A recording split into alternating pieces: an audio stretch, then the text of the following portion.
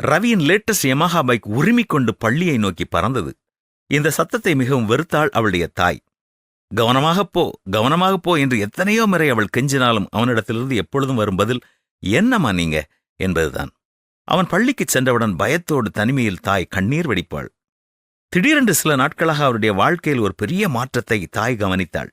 வீட்டிலிருந்து புறப்படும் பொழுது தன்னுடைய ஹெல்மெட்டை மாட்டிக்கொண்டு உரிமிக்கொண்டு சாலையில் நுழைவதை விட்டுவிட்டு வலதுபுறம் இடதுபுறம் வலதுபுறம் என்று பார்த்து கொண்டு மெதுவாக சாலையில் நுழைகிறான். தேவையற்ற நாவல்களை வாசிப்பதை விட்டுவிட்டான். ஒரு நாள் அவன் தூங்குவதற்கு முன் அவன் பக்கத்தில் போய் அமர்ந்தாள் அவனுடைய தாய்.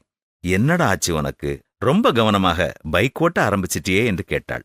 அதற்கு ரவி, அம்மா, அன்று ஒரு நாள் அசெம்பிளி நடக்கும் பொழுது ஒரு வாலிபன் எங்கள் பள்ளியில் பேசும்படியாக வந்தான். அவன் கை உடைந்தவனாக, கால் உடைந்தவனாக, தாடை உடைந்து தொங்கிக் கொண்டு பார்க்கவே அருவருப்பான ஒரு காட்சியளித்தான். அவனும் தன் காரில் எப்பொழுதுமே ரோட்டில் விரைந்து செல்வதும் உரிமிக்கொண்டு செல்வதும் அவனுக்கு மகிழ்ச்சியை கொடுத்து கொண்டுதான் இருந்தன. ஆனால் ஒரு நாள் அவ்வாறு செல்லும் பொழுது அவனுடைய கார் கட்டுக்கடங்காமல் சென்று ஏற்பட்ட விபத்திலே கை கால்கள் நொறுங்கிப் போயின என்று அவன் கூறினான். அதை கேட்ட பின்புதான் நான் எவ்வளவு பெரிய ஆபத்தை நோக்கி ஓடிக்கொண்டிருக்கிறேன் என்பதை உணர்ந்து கொண்டேன் அம்மா என்று சொன்னான். ஆம், தாய்க்கு அது மிக ஆச்சரியமாக இருந்தது.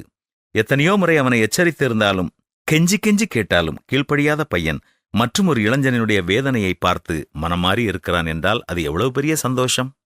ஆம், கடவுளும் எத்தனையோ சட்ட திட்டங்களையும் கட்டளைகளையும் தீர்க்கதரிசிகளையும் அடையாளங்களையும் அற்புதங்களையும் நாம் அறிய அனுப்பியிருந்தாலும் கடைசியாக நமக்கு மாதிரியான ஒரு வாழ்க்கை வாழ அவருடைய சொந்த குமாரனாகிய இயேசுவை நமக்காக உலகத்தில் அனுப்பி கொடுத்தாரே.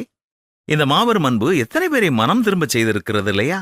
ஆண்டவரே, இயேசுவை நீர் உலகத்தில் அனுப்பியதற்காக உமக்கு நன்றி. நானும் என்னுடைய வாழ்வில் அவரது வாழ்வை மாதிரியாக கொண்டு வாழ என்னையும் ஒப்புக் கொடுக்கிறேன் என்று கூறுவோமா?